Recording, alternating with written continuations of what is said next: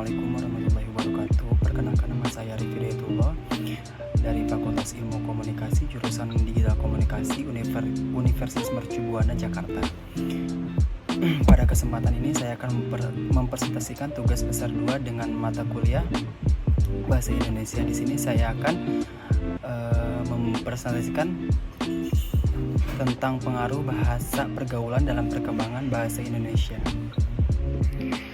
Bahasa Indonesia sebagai bahasa nasional yang berfungsi sebagai alat komunikasi mempunyai peran sebagai penyampaian informasi. Kebenaran bahasa akan berpengaruh terhadap kebenaran informasi yang disampaikan. Berbagai fenomena yang berdampak pada kebenaran bahasa yang disesuaikan dengan kaidah. Dalam hal ini berbahasa Indonesia dengan baik dan benar. Berbahasa Indonesia yang baik dan benar mempunyai beberapa konsekuensi yang logis terkait dengan pakaian sesuai dengan situasi dan kondisi. Pada kondisi tertentu, yaitu pada situasi formal, penggunaan bahasa Indonesia yang benar menjadi prioritas utama. Penggunaan bahasa seperti ini sering menggunakan bahasa baku. Kendala yang harus dihindari dalam pemakaian bahasa baku antara lain disebabkan oleh adanya gejala bahasa seperti interferensi, integrasi, campur kode, alih kode, dan bahasa gaul yang tanpa disadari sering digunakan dalam komunikasi resmi. Penggunaan bahasa Indonesia dapat memperkuat jiwa nasionalisme kita, sebab bahasa Indonesia adalah bahasa resmi negara Indonesia. Pasal 36A Undang-Undang Dasar 1945 yang merepresentasikan kesatuan dan keberagaman bangsa Indonesia. Ketika kita menggunakan bahasa Indonesia dengan baik dan benar, maka kita telah menunjukkan kesadaran dan akan identitas nasional dan menghargai keberagaman budaya yang ada di Indonesia. Dalam teori linguistik nasionalisme yang dikemukakan oleh Joshua Fishman, Nationalism and Language tahun 1961, menurut teori ini, bahasa merupakan simbol kebudayaan yang dapat mengidentifikasi nasional. Oleh sebab itu, penggunaan bahasa nasional dapat memperkuat rasa kesatuan dan kebersamaan dalam sebuah negara. Dalam buku Soekarno, Founding Father of Indonesia tahun 1901 sampai dengan 1945 yang ditulis oleh Richard M. Similan, Soekarno juga mengatakan bahwa bahasa adalah jalan menuju kebangsaan. Maksudnya bahasa itu dapat menjadi sarana untuk memperkuat kesadaran nasionalisme dalam suatu negara. Hal ini karena bahasa merupakan simbol kebudayaan yang mengikat identitas nasional. Ada beberapa rumusan masalah. Yang pertama, bahasa yang seperti apakah bahasa gaul itu? Lalu yang kedua, bagaimana pengaruh bahasa gaul terhadap keberadaan bahasa Indonesia? Terus yang ketiga, apa dampak penggunaan bahasa gaul dalam kehidupan personal? Tujuannya yaitu untuk mengetahui penyebab terbentuknya bahasa gaul di kalangan masyarakat Indonesia. Dan yang kedua adalah memahami dampak dari bahasa gaul terhadap bahasa Indonesia. Lalu kita bahas yang pertama adalah bahasa yang seperti apakah bahasa gaul itu.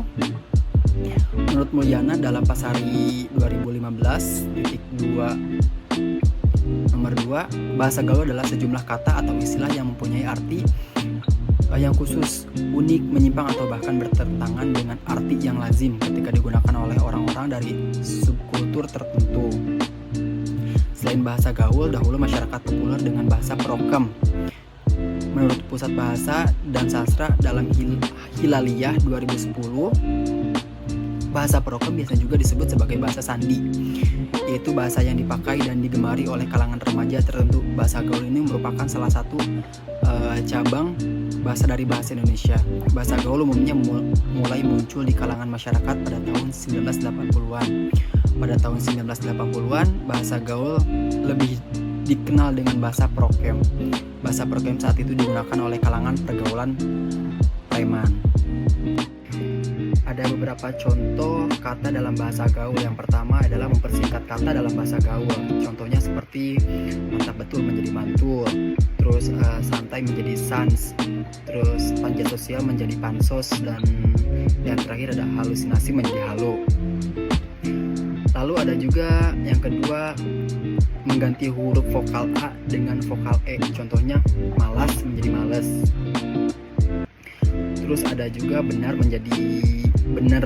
Lalu ada malam menjadi malam.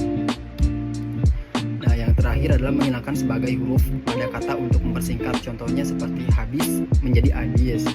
Lalu ada sudah menjadi udah, informasi menjadi info, dan yang terakhir bagaimana menjadi gimana.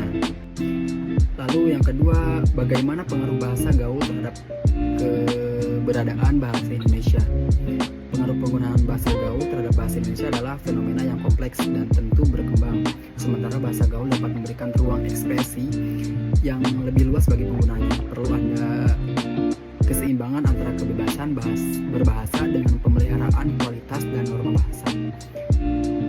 Terus yang ketiga, apa sih dampak penggunaan bahasa gaul dalam kehidupan bersosial? Salah satu faktor penting yang mempengaruhi penyebaran bahasa gaul adalah kemajuan teknologi. Teknologi komunikasi seperti media sosial, aplikasi pesan, remaja sebagai pengguna utama teknologi ini cenderung berpengaruh lebih kuat oleh bahasa gaul.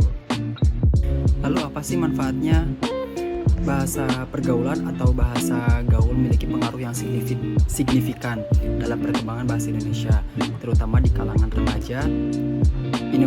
Inovasi bahasa, ekspresi diri dan identitas kelompok, memudahkan bersosialisasi, peningkatan kreativitas bahasa. Namun penggunaan bahasa gaul memiliki dampak negatif terhadap perkembangan bahasa Indonesia. Misalnya, penggunaan bahasa gaul yang berlebihan dapat berdampak negatif terhadap pemahaman dan penguasaan bahasa Indonesia yang baik dan benar. Oleh karena itu, edukasi tentang penggunaan bahasa Indonesia yang baik dan benar sangat penting.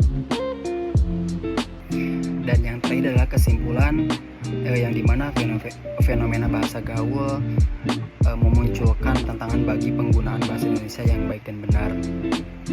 Penggunaan bahasa gaul yang tidak bijak dapat mempengaruhi bahasa Indonesia sebagai bahasa resmi dan identitas nasional. Oleh karena itu, diperlukan pendekatan yang bijak dan edukasi yang tepat untuk menjaga bahasa Indonesia sebagai bahasa yang kuat dan relevan di era modern ini. Sekian yang saya bisa sampaikan. Jika ada salah kata yang saya sampaikan di sepanjang presentasi, saya mohon maaf. Terima kasih atas perhatian para hadirin semua. Demikian isi presentasi saya kali ini. Terima kasih dan semoga kita bisa berjumpa kembali di lain waktu dan kesempatan. Wassalamualaikum warahmatullahi wabarakatuh.